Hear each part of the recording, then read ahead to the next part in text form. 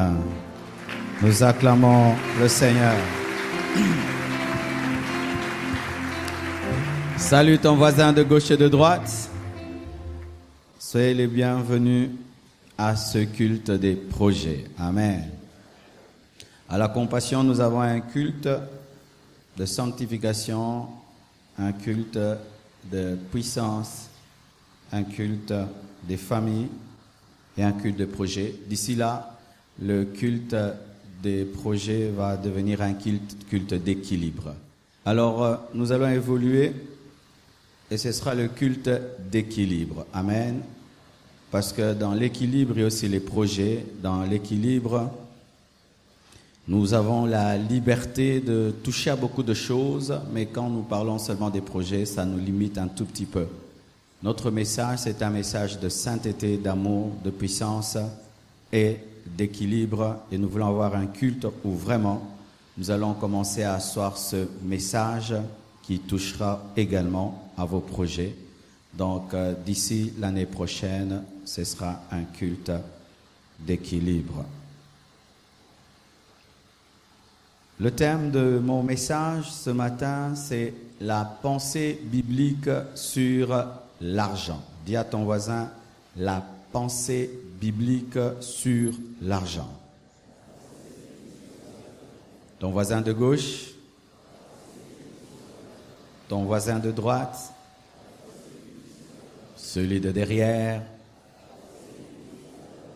celui de devant, surtout celui qui boude, lui n'a rien fait. Il faisait seulement la pensée biblique sur l'argent. Amen. Vous savez, des fois, je fais ça pour tester seulement ta soumission et ton humilité. Il y a des gens qui viennent à l'église, mais boni boui. Oui. Tu as un problème. Amen. C'est-à-dire que même à l'école, tu n'étais pas obéissant. Amen. Qui a un compte en banque ici?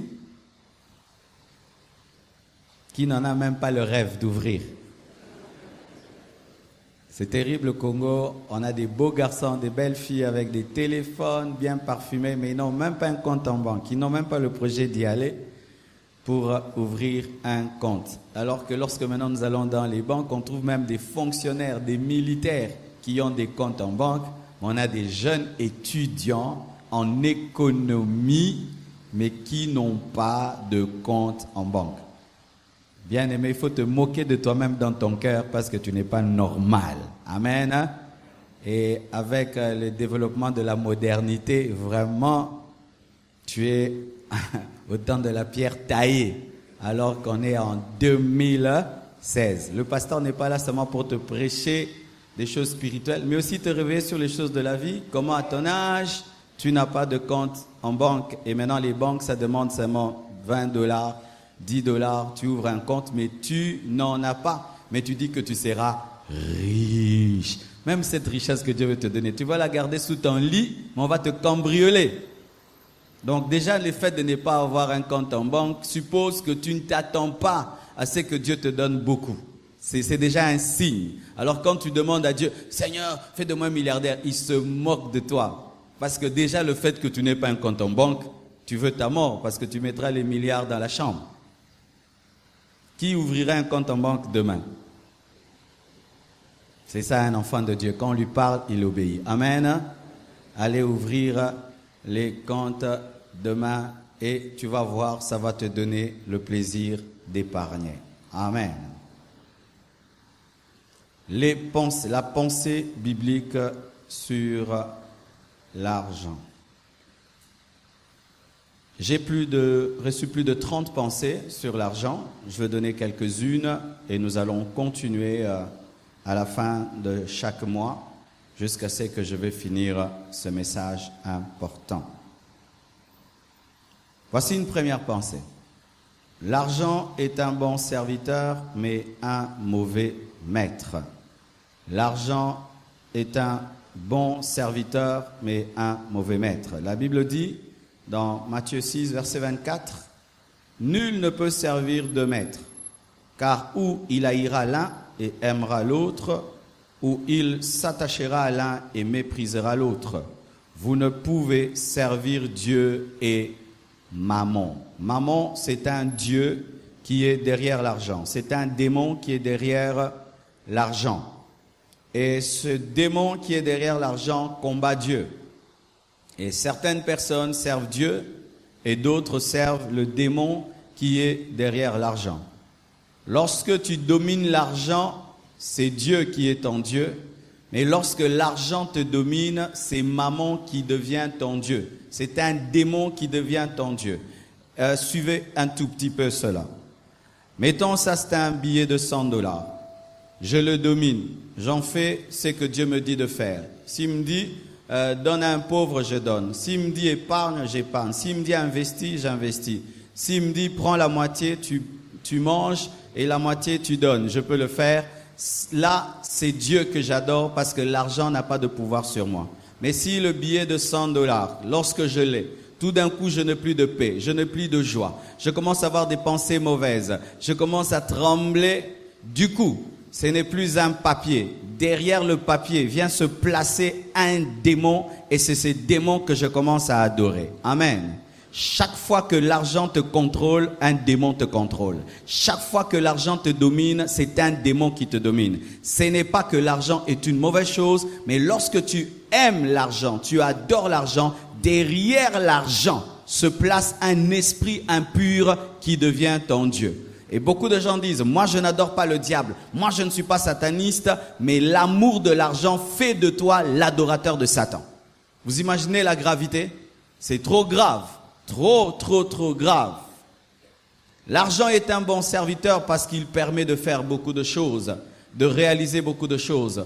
Si aujourd'hui même nous avons dans le compte de l'église 50 millions de dollars, bien aimé, on paye l'argent à une entreprise japonaise, on lui donne un plan et les travaux commencent. Amen. Hein? Si nous avons l'argent, aujourd'hui, nous pouvons prendre même une entreprise américaine, elle nous fait des hôpitaux et des écoles. L'argent, c'est un bon serviteur qui te permet de concrétiser tes rêves, tes projets. Mais lorsqu'il te domine, il devient un mauvais maître. Ça veut dire un maître qui va te détruire. L'argent est un maître qui détruit. Si tu ne le diriges pas et lui commence à te diriger, l'argent te détruira. L'argent n'est jamais un bon maître. Jamais, jamais. Parce qu'il n'apporte que la destruction lorsqu'il est ton maître. Il ne fait des bonnes choses que lorsqu'il est le serviteur. Lorsqu'il devient le maître, il n'amène que la destruction. Deuxièmement, l'argent est en général neutre. La Bible dit dans Ecclésiaste 10, verset 19, « On fait des repas pour se divertir, le vin rend la vie joyeuse et l'argent répond à tout. » L'argent répond à tout. L'argent répond à tout dans le sens qu'il répond à des problèmes, mais l'argent est neutre. Il répond à tout. C'est-à-dire qu'il répond à ce que tu es. Il n'a pas une forme précise où tu peux dire que un $100 c'est Satan, un $100 c'est Dieu, un $100 c'est bien, un $100 c'est mal. Non, l'argent dépend de ce que tu vas en faire. Amen. Un $100 dans les mains d'une bonne personne, ça va faire du bien aux gens. Un $100 dans les mains d'une mauvaise personne, ça va détruire. C'est comme un couteau. Un bon couteau est là. Il est neutre. Mais si je suis un meurtrier, je prends le couteau, je vais tuer avec. Si je suis un cuisinier, je prends le couteau, je vais préparer avec. En soi, le couteau n'a pas de position, il ne prend que la forme de la personne qui l'utilise. C'est comme l'eau. L'eau prend la forme du contenu. Amen. Hein? Du contenant. L'argent est neutre. C'est pourquoi, frères et sœurs, ne dis pas « Seigneur, ne me donne pas l'argent, je veux t'abandonner ». L'argent est neutre. Tu abandonnes Dieu quand tu as l'argent parce que tu l'as déjà abandonné avant l'argent. Amen. Hein? Ne dis pas « Oh non, Dieu, s'il te donne l'argent, tu vas l'abandonner ». Non, tu l'as déjà abandonné et l'argent maintenant va t'aider à l'abandonner parce que c'est une puissance neutre. Amen. Hein? Mais il y a une exception. C'est qu'il y a aussi de l'argent déjà consacré au diable. Quelqu'un va dans le monde de ténèbres et un boa lui donne l'argent. Cet argent n'est pas neutre. C'est déjà de l'argent consacré au diable. C'est pourquoi, bien aimé, lorsque vous faites les affaires et que vous avez l'argent en main, priez toujours. Amen. priez toujours. Il se peut que ce n'est pas l'argent neutre, c'est de l'argent consacré au diable. Et il y a des gens maintenant, comment ils font? Ils invoquent le diable lui donne de l'argent et il vient te donner cet argent pour que ça trouble ta vie, que ça trouble tes finances, que ça trouble tes affaires. Il y a des femmes qui ont déjà témoigné en train de vendre et quelqu'un vient, il achète et c'était vraiment des billets. Quand elle les mélange à son argent, tout d'un coup, tout devient des papiers. Amen. Ce n'était pas de l'argent neutre, c'était de l'argent consacré au diable. C'est pourquoi lorsque Israël allait en guerre contre certaines nations, Dieu avait interdit par exemple de toucher aux biens de Jéricho. Parce que ce n'était pas de l'argent neutre, c'était consacré aux puissances des ténèbres. Ne te réjouis pas toujours lorsqu'on te dit « je veux te donner l'argent, je te donne l'argent ». Oh, gloire à Dieu. Bien-aimé, peut-être que ce n'est pas de l'argent. Élisée, on lui offre de l'argent après qu'il ait prié pour Naaman. Il refuse de toucher à la richesse de Naaman parce que ce n'était pas de l'argent neutre, c'était de la lèpre. Amen. Priez toujours, surtout vous qui travaillez auprès des païens. On m'a parlé d'une entreprise, ce chef d'entreprise ne paye ses travailleurs que 0 heure, 2 heures, 1 heure du matin. Même s'il a l'argent le matin, il ne paye jamais le matin. Il paye toujours la nuit. Son argent, il ne le dépense que la nuit. Et cet argent, ce n'est pas l'argent neutre, c'est déjà consacré aux puissances des ténèbres. Il faut prier pour cet argent, anéantir la puissance qui est derrière, ou tu démissionnes. Amen. Hein? Je dis où tu démissionnes. Ou tu démissionnes, mais si tu restes, tu dois prier. Amen. Et il n'y a pas que l'argent consacré au diable, il y a aussi l'argent consacré à Dieu. C'est à cause de cet argent que beaucoup de pasteurs sont frappés par Dieu. Un fidèle prie le Seigneur et Dieu lui dit, tu vas prendre ton argent, tu vas donner à l'église pour qu'on puisse mettre une nouvelle chaire. Il met dans le panier et puis le pasteur, il prend cet argent, il achète des chaussures. Ce ne sont pas des chaussures que tu as porté une chaire. Alléluia. Et tu te promènes avec des chairs et d'autres maintenant donnent l'argent pour les baffles. Il achète une veste, il a une chair comme chaussure et des vestes de baffles. Et une personne qui se promène avec des chairs et des baffles, est-ce que sa vie peut avancer? Il ne peut pas avancer parce que c'est de l'argent consacré. C'est à cause de cela que les fils du sacrificateur Élie ont été frappés. Pourquoi? Ils prenaient ce qui était consacré à Dieu. À vous tous qui êtes mes fils, qui demain allez ouvrir des églises, bien-aimés, ce n'est pas parce que tu es pasteur d'une église que tu dois toucher à la caisse de l'église et te servir comme si c'est ta boutique. Ça mène la malédiction. Je crains l'argent que vous mettez dans les paniers. Je crains cet argent. Pourquoi? Il y a des gens dans le secret, ils voulaient s'acheter quelque chose, même pour ses enfants. J'entends des gens, ils devaient même se faire soigner. Ils disent, je me fais pas soigner, je veux offrir ça pour que l'église puisse acheter une parcelle. Et toi, tu viens, tu prends ça. C'est du sang. C'est du sang. Du sang. Et même quand Dieu te dit dans ton propre argent, tu ne toucheras pas ça, c'est pour mon œuvre. Quand tu y touches, tu as touché l'argent qui est sacré. C'est pourquoi Ananias et Saphira sont morts, parce qu'ils avaient promis de tout donner, mais ils ont pris une partie. Ce n'était plus leur partie, c'était la partie de Dieu. Est-ce que vous comprenez bien le bas? Alléluia. Mais généralement, l'argent est neutre. Quand l'argent sort des banques, c'est neutre. Mais ça peut devenir de l'argent soit consacré au diable, soit consacré à Dieu. Amen. Voici encore. L'argent amplifie ce que vous êtes, mais ne vous transforme pas. L'argent amplifie ce que vous êtes, mais ne vous transforme pas. L'argent vous révèle. 3 Jean 1, verset 2. Bien-aimé, je souhaite que tu prospères à tous égards et sois en bonne santé comme prospère l'état de ton âme. Lorsque Jean parle de la prospérité, il dit que la prospérité intérieure doit précéder la prospérité extérieure. Il dit, je souhaite que tu prospères à tous égards comme prospère l'état de ton âme. La vraie richesse ne commence pas à l'extérieur, elle commence à l'intérieur. C'est pourquoi je suis contre les enseignements de la prospérité où on prêche « tu seras riche » sans dire « répands-toi ». Tu te répands d'abord. Tu es brisé d'abord. Tu es sanctifié d'abord. Tu abandonnes tes péchés d'abord. Tu as la vision de Dieu d'abord. Tu as la connaissance de Dieu d'abord. Et ensuite, Dieu va te bénir en fonction de la prospérité qui est à l'intérieur.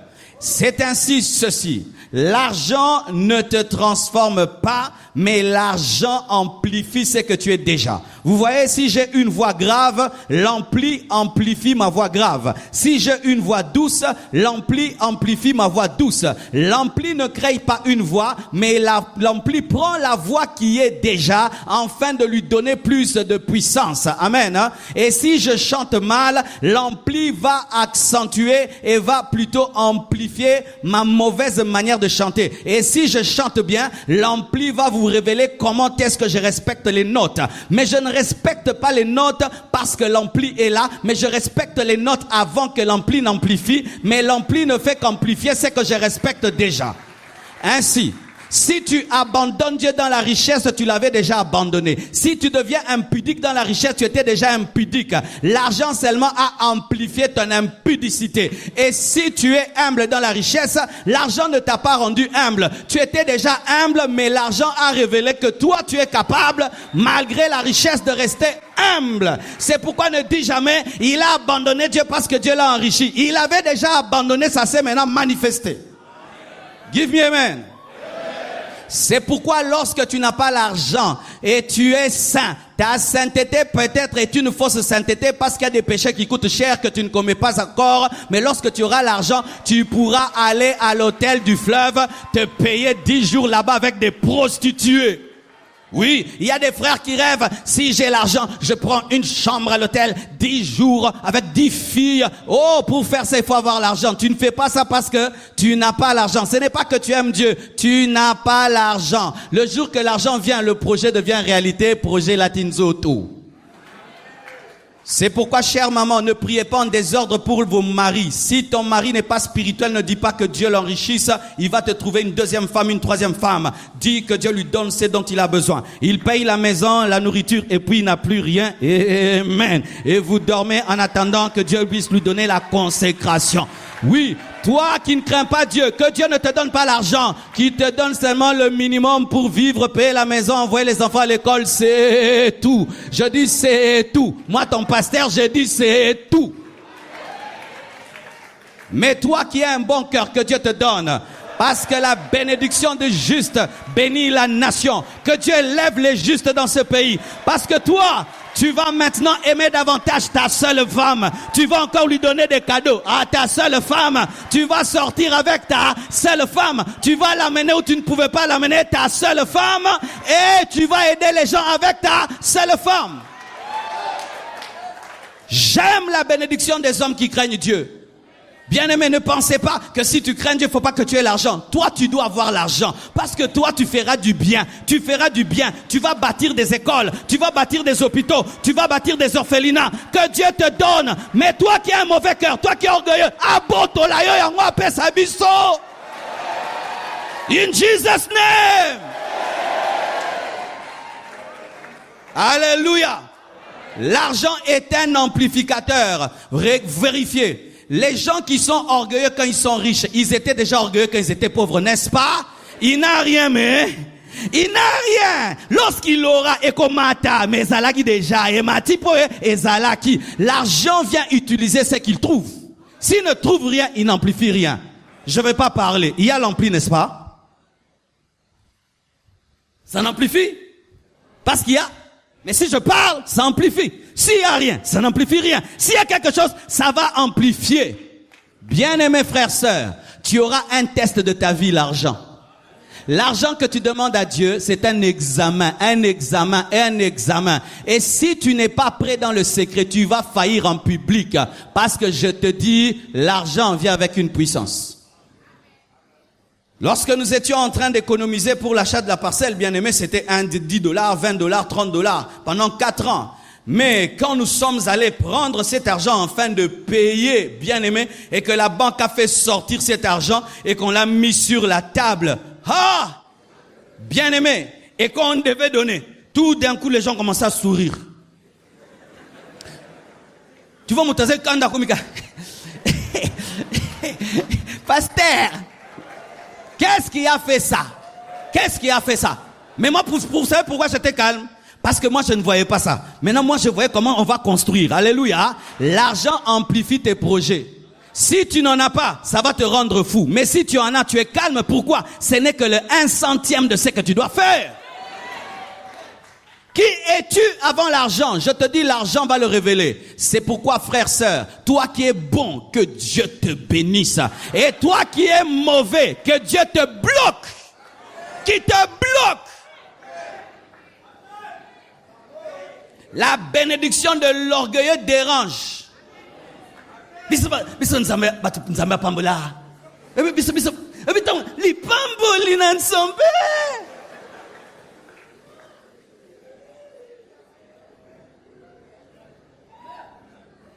L'orgueilleux, quand il est béni, il dérange les gens. Moi, je, vous savez, moi, il veut que tout le monde l'adore, tout le monde le glorifie, tout le monde l'adore, tout le monde le glorifie. Et avec même ce système de Facebook, il achète une voiture sur Facebook, il est devant là. Ce sont les choses des enfants. Vous savez, ce sont les choses des enfants, hein? Ce sont les choses des enfants. Ce sont les choses des enfants. Tu achètes une voiture et tu vas sur Facebook, ta voiture et une maison, et puis tu montres toute ta vie sera sur Internet. Mais les gens qui ont du caractère, ils font des choses. Facebook ne sait pas. Bien-aimés frères, sœurs, qui es-tu? Ce que tu es, c'est ce que nous verrons. C'est ce que nous verrons. C'est ce que nous verrons. L'argent amplifie ce qu'on est. Si tu as de la grandeur en toi, ça sortira. Mais si tu as de la petitesse, ta petitesse paraîtra.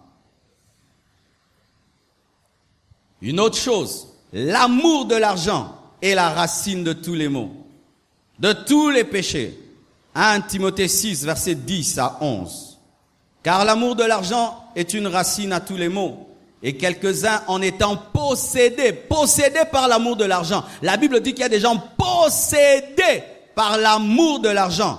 Se sont égarés loin de la foi et se sont jetés eux-mêmes dans bien des tourments. Pour toi, homme de Dieu, fuis ces choses. Et recherche la justice, la piété, la foi, la charité, la patience et la douceur. Dis à ton voisin, l'amour de l'argent est la racine de tous les péchés. Bien-aimés, nous pouvons croire que c'est banal, mais c'est vrai.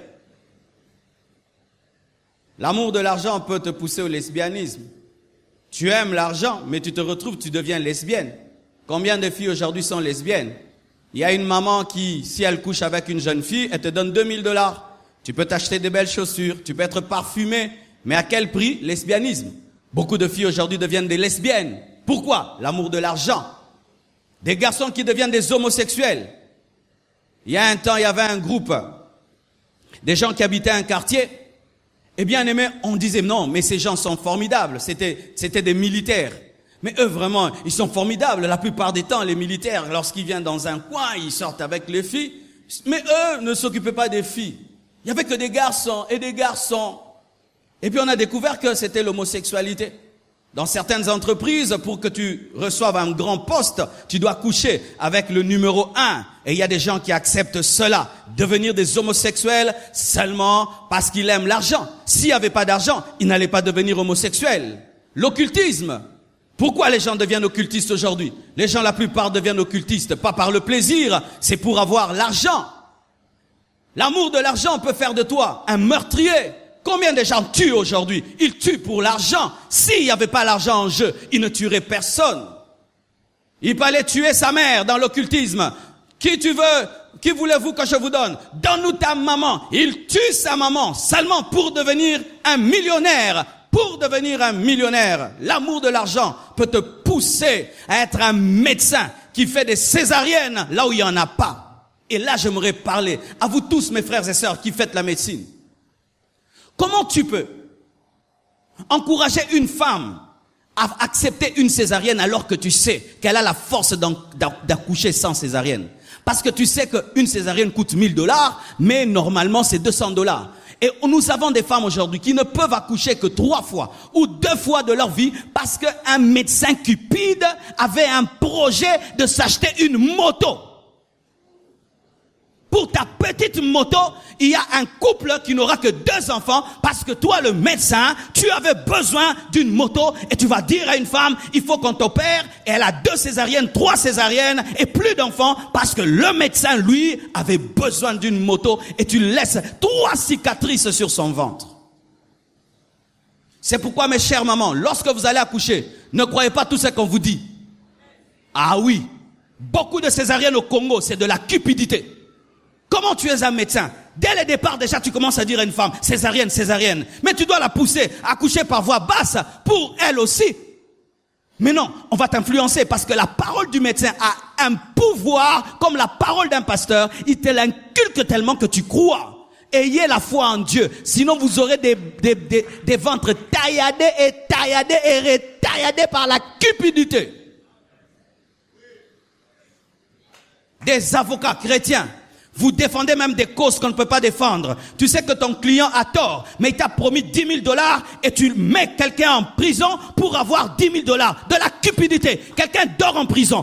1 mois, 2 mois, 3 mois. Toi, tu roules dans ta nouvelle voiture de cupidité. Grand avocat, grand mouyibi.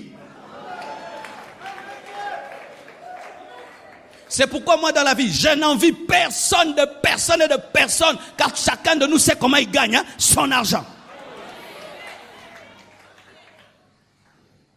L'amour de l'argent déclenche des guerres dans le monde entier. Si ce n'était pas l'argent, il n'y aurait pas de guerre. C'est l'argent, l'argent. Les gens meurent et meurent et meurent. L'argent, l'argent, l'argent.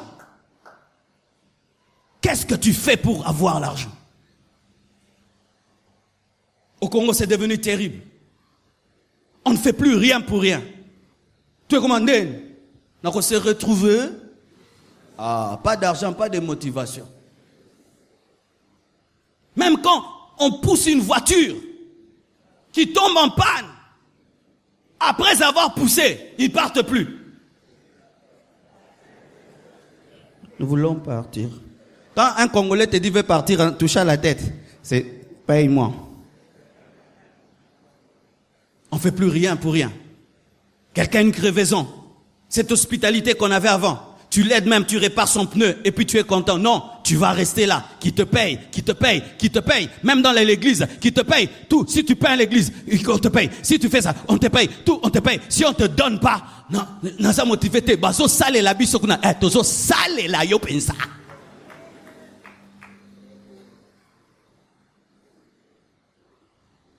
S'il n'y a pas d'argent, tu n'es pas motivé. Mais si seulement on dit, il y aura l'argent. À 3h du matin, toi ton carburant c'est l'argent. C'est pourquoi même tes amitiés c'est l'argent. Tes amis c'est l'argent. Si quelqu'un n'a pas l'argent, il ne peut pas être ton ami. Bien-aimé, lorsque tu sens dans ta vie que les gens s'approchent de toi que pour ton argent, tu n'as pas d'amis. Tu dois recommencer ton répertoire. Tu n'as pas d'amis. Le jour que ton argent partira, tu découvriras que tu n'as jamais eu des amis. Tu avais des profiteurs.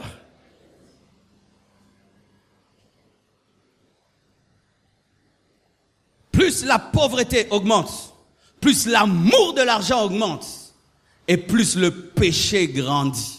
Si tu veux te sanctifier en ces temps de la fin, aime Dieu.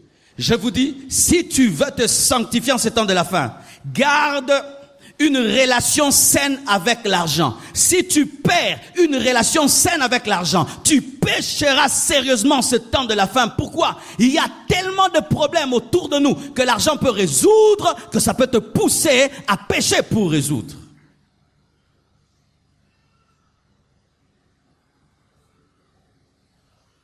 Des jeunes gens à qui on peut donner un 10 000 $, va l'empoisonner. On lui donne 10 000 $ et puis dans une fête, tu mets du poison à quelqu'un pour 10 000 $. Une famille perd son père pour que tu aies un 10 000 $.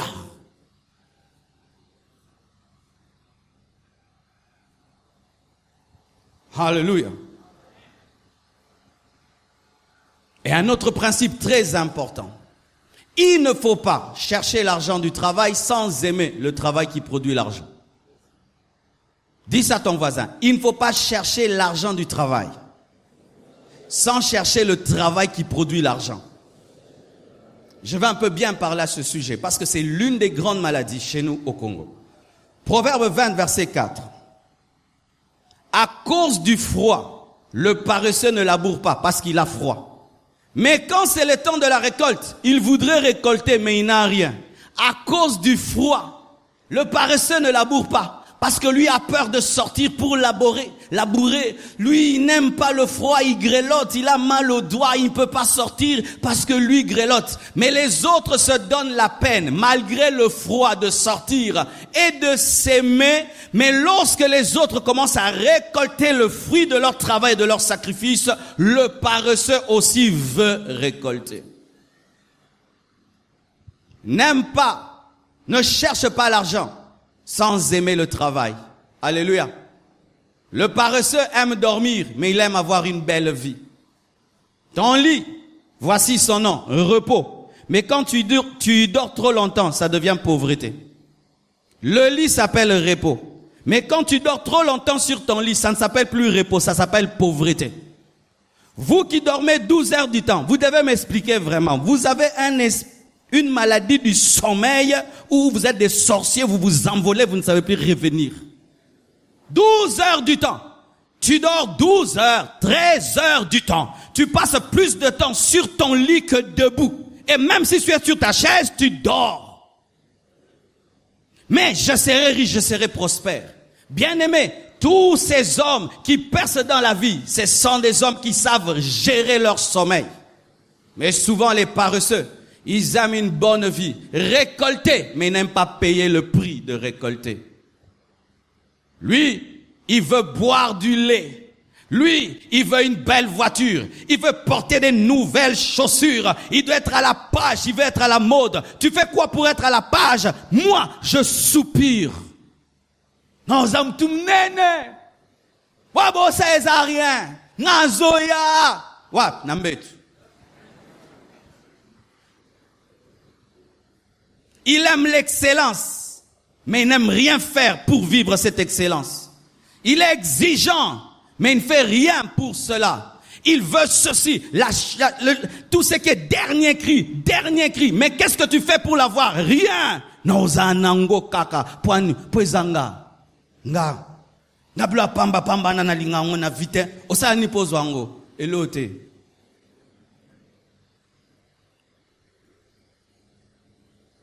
Pourquoi tu exiges des autres des choses excellentes alors que toi-même tu n'as pas une vie excellente? Pourquoi tu exiges aux autres des choses excellentes alors que toi-même tu n'en payes pas le prix? Pourquoi tu exiges aux autres des choses que toi-même tu n'arrives pas à te battre pour toi-même pour les avoir? Des fois les paresseux, il faut voir. Tu peux même lui offrir quelque chose, il méprise ce que tu lui offres, mais lui-même ne peut même pas offrir la moitié à quelqu'un. Mais après ça a moutouté. Paresseux. Méprisant l'argent, mais lui-même n'en a pas. Et au Congo, c'est terrible. Il y a des gens qui n'ont pas l'argent, mais il faut voir comment est-ce qu'ils méprisent l'argent. Il n'a pas l'argent, mais il faut voir comment il parle de l'argent comme ça. Moi, $100, moi, $100, t'as pas $100, yo. Otune ndego. Mais papa, $100, yo.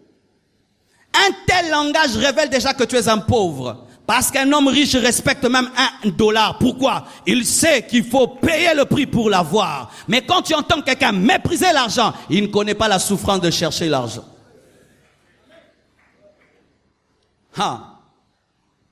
Bien-aimés frères, vous savez quand tu habites chez papa et maman et ils se battent pour toi, pour que tu prennes ton lait, ton pain, ils payent la maison à ta place, ils font tout, tu penses que l'argent est facile. Mais quand je suis allé habiter chez moi, tu payes la maison, tu payes l'eau, l'électricité, après tu n'as plus rien du tout. Maintenant tu as faim, tu aimerais seulement un déjeuner et tu ne demandes pas beaucoup à la vie, rien qu'un pain. Et rien que thé et le sucre. Des fois, tu as le pain, il n'y a pas le sucre. Maintenant, tu respectes 50 francs. Il y a soukali. Je sais ce que je dis. Si toi, tu fais semblant, moi, j'ai souffert dans la vie. Et ça m'arrivait des fois. Tu te bats, tu achètes un pain, du thé, le sucre. Vous connaissez le sucre de boule? Je connais ça, frère. Et puis tu achètes la grenade. Tu connais la grenade? Les œufs, le lait qu'on ouvre comme ça. Et puis... Oui, parce que le mouvement qu'on fait, c'est le mouvement d'une grenade qu'on veut dégoupiller. Et puis, on pense que tu vas jeter, mais c'est dans le gobelet. Ah non. Alors, quand je faisais ça, une fois je reçois quelqu'un à ma table, j'ai dit non, je lui offre de tout mon cœur mes pains là et mes sucres là. Ah, faut voir comment elle me méprise. Pourquoi? Papa l'a nourri, maman l'a nourri, mais ne comprend pas la valeur. Bien-aimés frères, sœurs, tu ne peux pas mépriser l'argent si tu ne fais pas l'argent. Tu ne peux pas parler à la légère de l'argent si tu ne crées pas l'argent, si tu ne cherches pas l'argent. Tu es en train de dire des choses que tu ne maîtrises pas. C'est pourquoi des fois dans la vie, quand des gens parlent, il faut te taire, ne parle pas. Ce n'est pas ton domaine, tu ne sais pas ce que tu dis. Tu vas dire des choses, tu ne maîtrises pas. Reste seulement calme. Bilo comme sous la classe, et tu en classe, zélo vivre en gros de loba.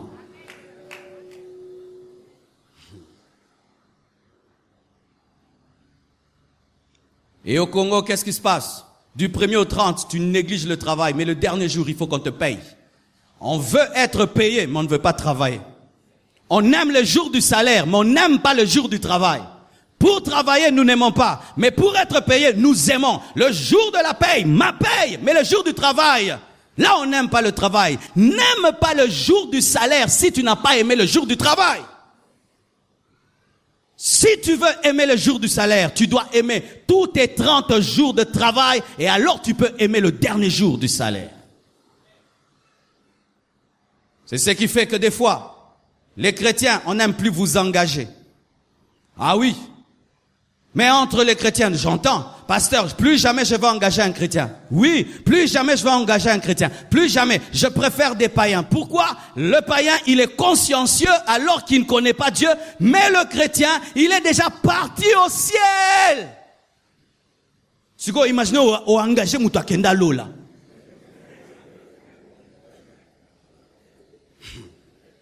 Acclamons le Seigneur.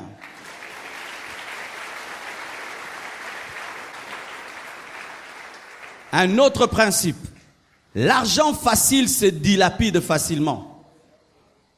Alléluia. L'argent facile se dilapide facilement. Luc 15, verset 11. Il dit encore, un homme avait 2 fils. Le plus jeune dit à son père, mon père, donne-moi la part de bien qui doit me revenir. Et le père leur partagea son bien. Peu de jours après, le plus jeune fils, ayant tout ramassé, partit pour un pays éloigné, où il dissipa son bien en vivant dans la débauche. Lorsqu'il eut tout dépensé, une grande famine survint dans ce pays et il commença à se trouver dans le besoin. C'est l'histoire du fils prodigue. Les 2 fils demandent, le fils cadet plutôt demande qu'on lui donne son bien. Le père lui donne et il donne aussi au fils aîné, il leur donne à tous. Mais le fils cadet va très loin, il dilapide tout son héritage au point qu'il commence à désirer même manger la nourriture de cochon. Mais comment il a dilapidé son héritage? En vivant avec des prostituées. Vous imaginez? Il demande tout son héritage et il n'a aucun projet. Projet, aller avec des prostituées. Ce qui fait que souvent les héritiers qui n'ont pas participé à la richesse de leur père détruisent la richesse. Si tu es un héritier ici, ton père te donne tout, mais tu ne participes pas au travail qu'il fait, tu es en danger. Tu risques de tout dilapider parce que tu n'as pas connu la souffrance de son travail. Et c'est pourquoi je dis aux parents, lorsque Dieu te donne de l'argent, initie ton fils dans ton travail pendant que tu es vivant, afin qu'il voie comment est-ce que tu as acquis toutes choses et il va respecter ton travail. Et lorsque tu seras parti, ce sera une bonne relève. Mais si il reste à la maison et tu le nourris comme un aiglon et tu lui donnes tout et tout, le jour qu'il va te remplacer, il va tout détruire parce qu'il n'a pas connu ta douleur et ta souffrance. Les hommes qui conservent la richesse, la plupart des temps, ce sont des gens qui ont commencé à 0, 1000 francs, 2000, progressivement jusqu'à devenir grands parce qu'ils connaissent la valeur d'avoir un seul dollar. Mais ceux à qui on a tout remis, ils peuvent vendre les maisons, vendre les parcelles, vendre et vendre et vendre parce qu'ils ne savent pas ce que c'est. Frères et sœurs, Des fois, nous pensons que l'amour consiste seulement à donner. Mais j'ai appris, bien aimé, que l'amour consiste à former. J'ai dit l'amour consiste à former. Des fois, même aux enfants, il ne faut pas toujours tout donner. Tu engages ton enfant dans ta propre compagnie et puis tu lui donnes un salaire. Comme ça, il sait qu'est-ce qu'est travailler. Même si tu pourrais lui donner ça comme un cadeau, tu dis je te donne pas. Tu vas travailler et je te paye pour qu'il apprenne à préserver. Via Zafo, tanaba mbongone belene ngazo nyoko la ngai, nazo nyoko lopo nyoko amate. Alléluia. Alléluia. Bien-aimés frères, sœurs, les choses faciles, souvent on ne sait pas les garder parce qu'on ne sait pas les apprécier. N'aimez pas l'argent facile. Si dans ta vie, tout ce que tu cherches, c'est la facilité, à tout le temps, la facilité, Dieu ne te confiera pas beaucoup. Tu ne seras pas un bon gestionnaire parce que tu ne connais pas la valeur des choses qu'il te donne. Ce jeune homme a tout dissipé auprès des prostituées. Pourquoi? Il ne connaissait pas la valeur de la richesse de son père. Je termine en vous disant ceci. Si tu veux que l'argent que Dieu te donnera ne te détruise pas, aie un projet avant de le recevoir. Amen. Qui a des grands projets en ce lieu? Des très grands projets. Si Dieu te permettait d'avoir 10 millions, tu as un projet de 10 millions? Vraiment? Ndeko. Tu l'as? Parce que si tu ne l'as pas, ce sera terrible. Vous savez, l'argent peut t'empêcher même de dormir. Bonio lalate, mbongo.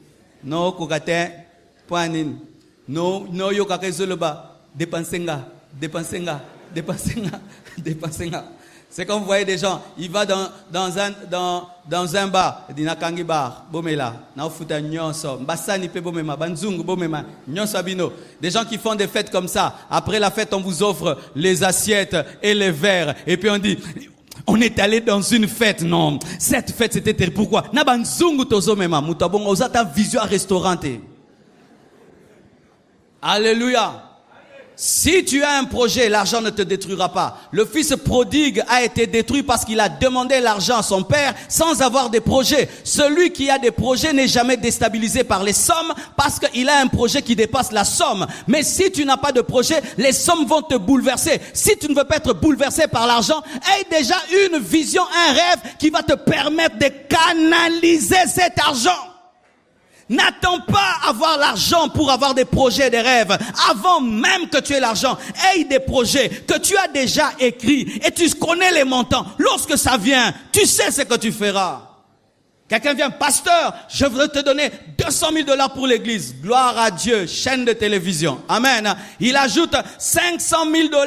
Gloire à Dieu, école, hôpital. Donc, jusqu'à ce que Jésus reviendra, je serai stable parce que j'ai des projets d'avoir des extensions dans le monde entier jusqu'en Kyrgyzstan.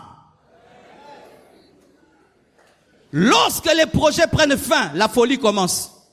Quand les projets prennent fin, la folie commence. Tu commences à chercher à porter des montres de 3 000 $ avec des diamants. Bien aimé, ça fait quoi? Hein? Ça fait quoi? Bah, ça perd. Ça fait quoi? Ça perd. Montre on a là, tu, ils ont 3 000 €. Dans le monde entier, tous encore 2.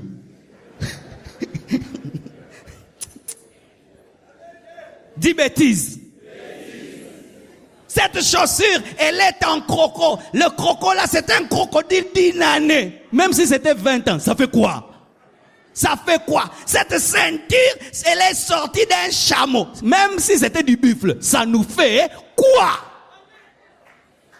Ça nous fait quoi? Ça nous fait quoi? Que tu aies la meilleure voiture. Ça nous fait quoi? Que tu aies la meilleure montre. Ça nous fait quoi? Que ton parfum coûte 10 000 $. Ça nous fait quoi? Ça aide qui? Ça sauve qui? Ça bénit qui?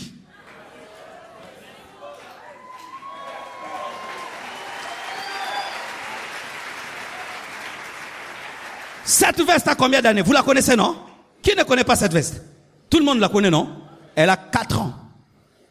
Oh, c'est beau, c'est propre, c'est la vie, c'est tout. Je n'ai pas reçu l'appel à la SAP. Je n'ai pas reçu l'appel aux griffes, l'appel aux nouvelles vestes. Non, non. Si je suis propre, ça me va. Si tu connais déjà mes habits, je n'ai pas de problème parce que je ne viens pas te montrer mes vêtements. Je viens te prêcher la parole. Mais quand tu n'as plus de projet, ha, collection 2010, collection 2015, collection 2000. Boumouana.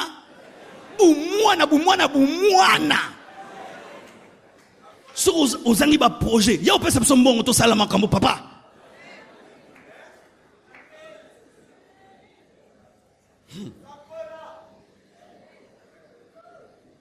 Bijou. Ici, 4. 1, 2, 3. Augmente-moi. Tu manques des projets. C'est pourquoi tu portes 10 choses ici. Tu n'as pas de projets. Tu vois ce que tu portes ici? D'autres peuvent ouvrir un restaurant avec ce que tu as sur le cou là. Bah, il y a une chaîne, il y a des restaurants. Que Dieu vous bénisse abondamment. À bon entendeur, salut.